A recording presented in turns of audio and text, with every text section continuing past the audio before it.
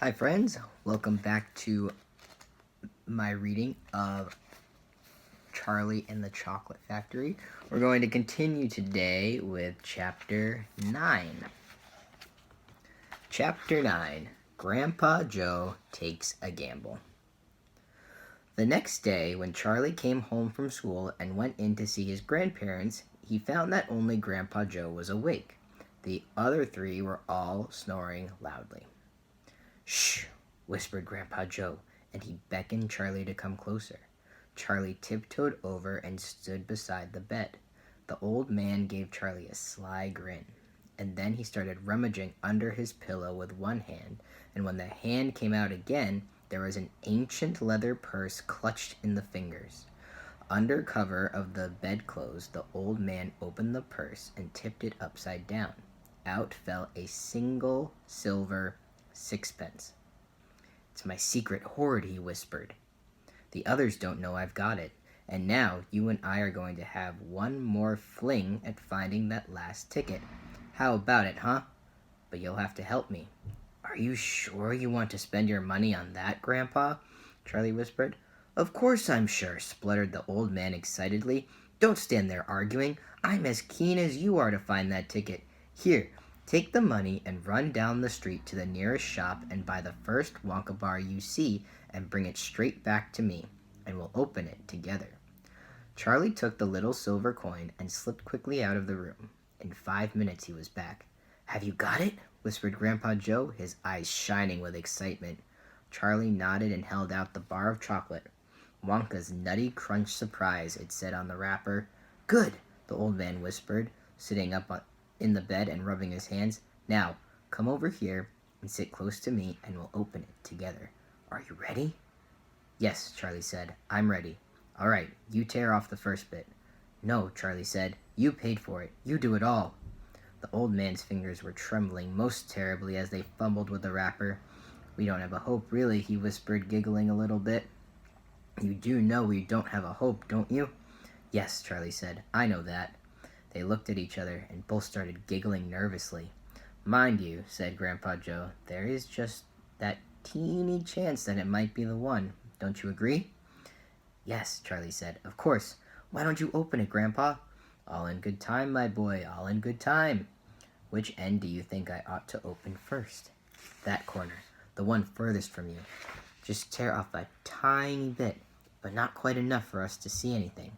"Like that?" said the old man. "Yes. Now a little bit more." "You finish it," said Grandpa Joe. "I'm too nervous." "No, Grandpa, you must do it yourself." "Very well, then. Here goes." He tore off the wrapper. They both stared at what lay underneath. It was a bar of chocolate. Nothing more. All at once they both saw the funny side of the whole thing, and they burst into peals of laughter. "What on earth's going on?" cried Grandma Josephine, waking up suddenly. "Nothing," said Grandpa Joe. "You go on back to sleep." Chapter 10. The Family Begins to Starve. During the next 2 weeks, the weather turned very cold. First came the snow. It began very suddenly one morning just as Charlie Bucket was getting dressed for school. Standing by the window, he saw the huge flakes drifting slowly down out of an icy sky that was the color of steel. By evening, it lay 4 feet deep around the tiny house, and Mr. Bucket had to dig a path from the front door to the road. After the snow, there came a freezing gale that blew for days and days without stopping, and oh, how bitter cold it was! Everything that Charlie touched seemed to be made of ice, and each time he stepped outside the door, the wind was like a knife on his cheek. Inside the house, little jets of freezing air came rushing in through the sides of the windows and under the doors, and there was no place to go to escape them. The 4 old ones lay silent and huddled in their bed, trying to keep the cold out of their bones. The excitement over the golden tickets had long since been forgotten. Nobody in the family gave a thought now to anything except the 2 vital problems of trying to keep warm and trying to get enough to eat. There is something about very cold weather that gives one an enormous appetite. Most of us find ourselves beginning to crave rich steaming stews and hot apple pies and all kinds of delicious warming dishes. And because we are all a great deal luckier than we realize, we usually get what we want, or near enough. But Charlie Bucket never got what he wanted because the family couldn't afford it. And as the cold weather went on, he became ravenously and desperately hungry. Both bars of chocolate, the birthday one and the one Grandpa Joe had bought, had long since been nibbled away, and all he got now were those thin, cabbagey meals 3 times a day. Then, all at once, the meals became even thinner. The reason for this was that the toothpaste factory, the place where Mr. Bucket worked, suddenly went bust and had to close down. Quickly, Mr. Bucket tried to get another job, but he had no luck. In the end, the only way in which he managed to earn a few pennies was by shoveling snow in the streets. But it wasn't enough to buy even a quarter of the food that 7 people needed. The situation became desperate. Breakfast was a single slice of bread for each person now, and lunch was maybe half a boiled potato. Slowly but surely, everybody in the house began to starve.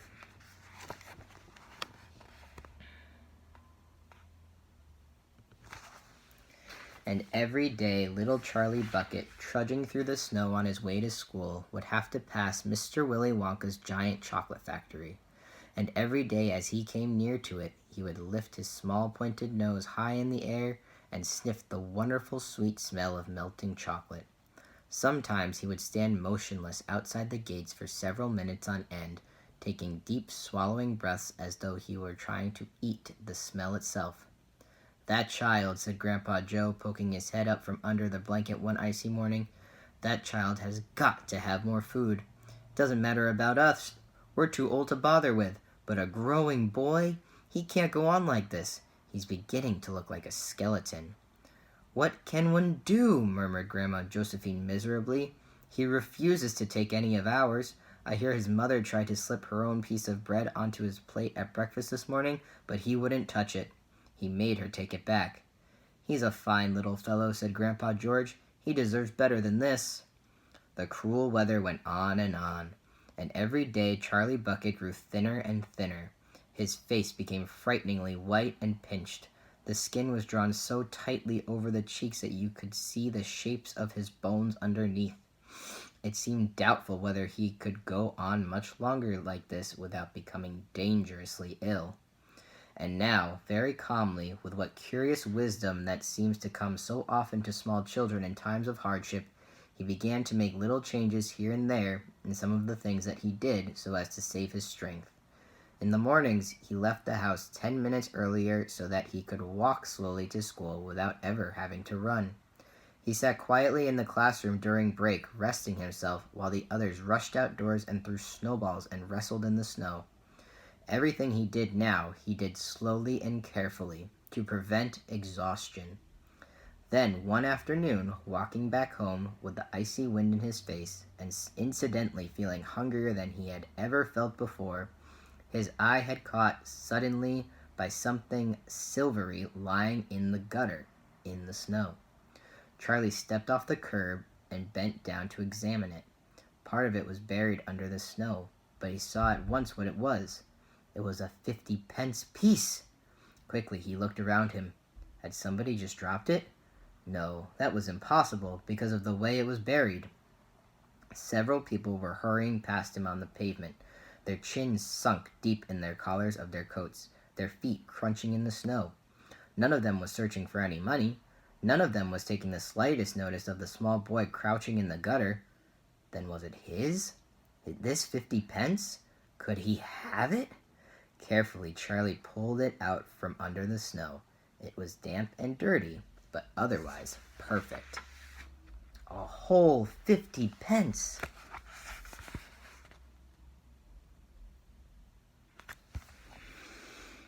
He held it tightly between his shivering fingers, gazing down at it. It meant one thing to him at that moment, only one thing. It meant food. Automatically, Charlie turned and began moving towards the nearest shop. It was only 10 paces away. It was a newspaper and stationery shop, the kind that sells almost everything, including sweets and cigars. And what he would do, he whispered quickly to himself, he would buy one luscious bar of chocolate and eat it all up, every bit of it, right then and there, and the rest of the money he would take straight back home and give to his mother. Chapter 11. The Miracle. Charlie entered the shop and laid the damp 50 pence on the counter. "One Wonka's Whipple Scrumptious Fudge Mellow Delight," he said, remembering how much he had loved the one he had on his birthday. The man behind the counter looked fat and well-fed. He had big lips and fat cheeks and a very fat neck. The fat around his neck bulged out all around the top of his collar like a rubber ring. He turned and reached behind him for the chocolate bar. Then he turned back again and handed it to Charlie. Charlie grabbed it and quickly tore off the wrapper and took an enormous bite. Then he took another, and oh, the joy of being able to cram large pieces of something sweet and solid into one's mouth. The sheer blissful joy of being able to fill one's mouth with rich, solid food. "You look like you wanted that one, Sonny," the shopkeeper said pleasantly. Charlie nodded, his mouth bulging with chocolate. The shopkeeper put Charlie's change on the counter. "Take it easy," he said. "It'll give you a tummy ache if you swallow it like that without chewing." Charlie went on wolfing the chocolate. He couldn't stop, and in less than half a minute, the whole thing had disappeared down his throat. He was quite out of breath, but he felt marvelously, extraordinarily happy. He reached out a hand to take the change. Then he paused. His eyes were just above the level of the counter. They were staring at the silver coins lying there. The coins were all 5-penny pieces. There were 9 of them altogether. Surely it wouldn't matter if he spent just one more. "I think," he said quietly, "I think I'll have just one more of those chocolate bars. The same kind as before, please."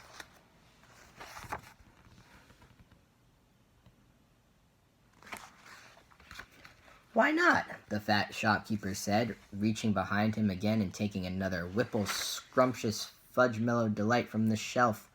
He laid it on the counter. Charlie picked it up and tore off the wrapper, and suddenly, from underneath the wrapper, there came a brilliant flash of gold. Charlie's heart stood still. "It's a golden ticket!" screamed the shopkeeper, leaping about a foot in the air. "You've got a golden ticket! You've found the last golden ticket! Hey, would you believe it? Come and look at this, everybody! The kid's found Wonka's last golden ticket. There it is! It's right here in his hands!" It seemed as though the shopkeeper might be going to have a fit. "In my shop, too," he yelled. "He found it right here in my own little shop. Somebody call the newspapers quick and let them know.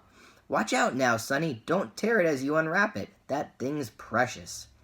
In a few seconds, there was a crowd of about 20 people clustering around Charlie, and many more were pushing their way in from the street. Everybody wanted to get a look at the golden ticket and at the lucky finder. "Where is it?" somebody shouted. "Hold it up so all of us can see it."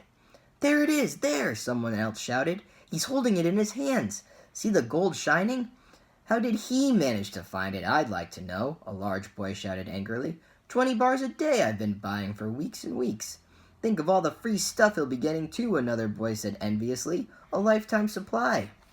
"He'll need it, the skinny little shrimp," a girl said, laughing. Charlie hadn't moved. He hadn't even unwrapped the golden ticket from around the chocolate. He was standing very still, holding it tightly with both hands, while the crowd pushed and shouted all around him. He felt quite dizzy. There was a peculiar floating sensation coming over him, as though he were floating up in the air like a balloon. His feet didn't seem to be touching the ground at all. He could hear his heart thumping away loudly somewhere in his throat. At that point, he became aware of a hand resting lightly on his shoulder, and when he looked up, he saw a tall man standing over him. "Listen," the man whispered, "I'll buy it from you. I'll give you 50 pounds. How about it, huh? And I'll give you a new bicycle as well, okay?" "Are you crazy?" shouted a woman who was standing equally close. "Why, I'd give him 200 pounds for that ticket. You want to sell that ticket for 200 pounds, young man?" "That's quite enough of that," the shopkeeper shouted, pushing his way through the crowd and taking Charlie firmly by the arm. "Leave the kid alone, will you? Make way there. Let him out." And to Charlie, as he led him to the door, he whispered, "Don't you let anybody have it. Take it straight home quickly before you lose it. Run all the way, and don't stop till you get there. You understand?" Charlie nodded. "You know something," the shopkeeper said, pausing a moment and smiling at Charlie. "I have a feeling you needed a break like this. I'm awfully glad you got it. Good luck to you, Sonny." "Thank you," Charlie said, and off he went, running through the snow as fast as his legs would go. And as he flew past Mr. Willy Wonka's factory, he turned and waved at it and sang out, "I'll be seeing you! I'll be seeing you soon!" And 5 minutes later, he arrived at his own home.